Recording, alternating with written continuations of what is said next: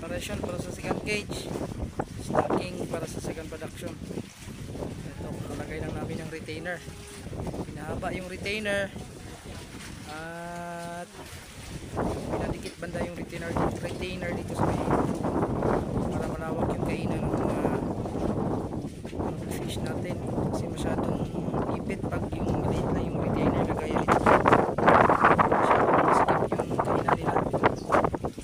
So dito sa grow out, pinalaki na natin, nasa mga 9 meters by 9 meters yung haba ng retainer natin. So 1 metro lang yung pagitan doon sa may main inverted net natin.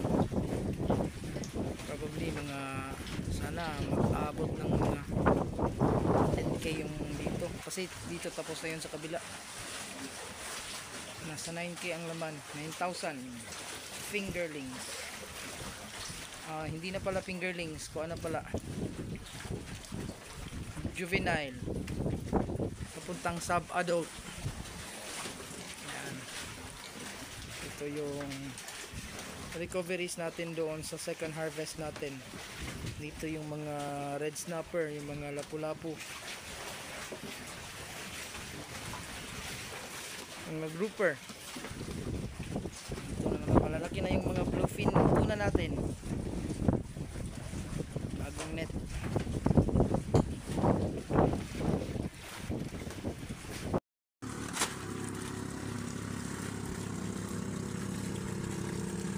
Ay putla.